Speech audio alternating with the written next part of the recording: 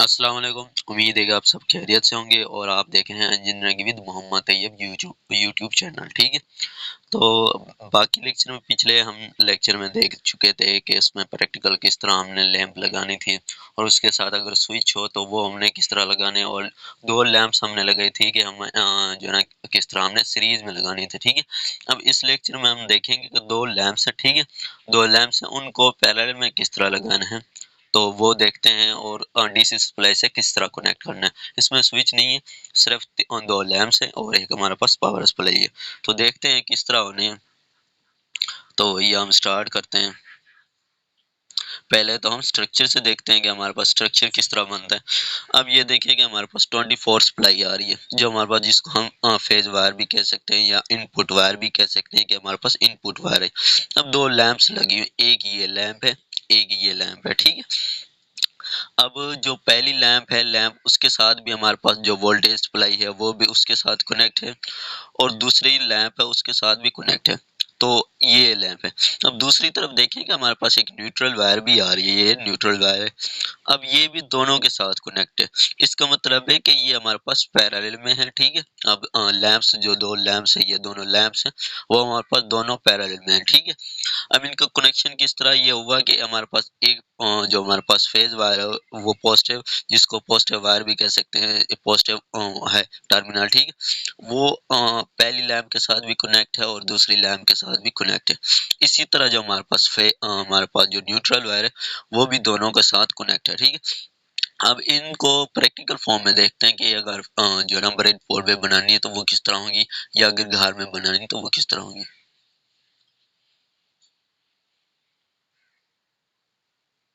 अब ये देखें, ये हमारे पास पावर सप्लाई है। ठीक है, डीसी पावर सप्लाई। ठीक है, और ये लैंप एक वन ये है, एक लैंप वन ये है। अब इनको कनेक्शन में बता देता हूँ कि ये हमारे पास जो पॉजिटिव वायर है, जिसको हम फेज वायर कह सकते हैं। ठीक है, वो फेज वायर किस तरह कनेक्ट होगी, इस तरह ये कनेक्ट होगी इनके साथ। ठीक है, यही फिर कनेक्ट होगी इनके साथ जो इसमें इनपुट आ रही है। ठीक है, अब आउटपुट जो हमने डायग्राम से भी देखा था कि आउटपुट हमारे पास, जो आउटपुट किस तरह लेंगे कि हमारे पास जो न्यूट्रल वायर है वो आउटपुट दोनों के साथ कनेक्ट करनी है, यानी फर्स्ट लैंप के साथ भी सेकंड लैंप के साथ भी, दोनों के साथ हमने कनेक्ट करनी है। तो अब कनेक्शन किस तरह होगा, ये देखें, पहले हमारे पास पॉजिटिव वायर है, इस पर क्लिक किया और इसको डायरेक्ट मैंने इसके साथ कनेक्ट कर लिया। अब ये देखें कि हमारे पास पॉजिटिव वायर फर्स्ट लैंप के साथ इनपुट में यानी कनेक्ट होगी।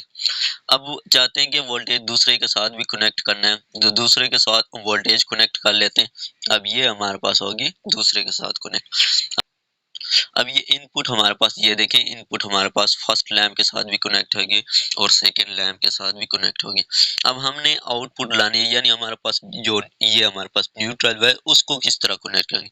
अब ये इस तरह कनेक्ट होगी कि ये न्यूट्रल वायर है, आउटपुट इसके साथ कनेक्ट होगी और इसके साथ, दोनों के साथ, क्योंकि ये पैरेलल में, अगर होती सीरीज में तो हम डायरेक्ट ये जो न्यूट्रल वायर है डायरेक्ट इसके साथ कनेक्ट कर देते, और ये जो हमारे पास फेज वायर है इसके साथ कनेक्ट होके इसके साथ जुड़ती हुई इधर आके दोनों कनेक्ट हो जाती।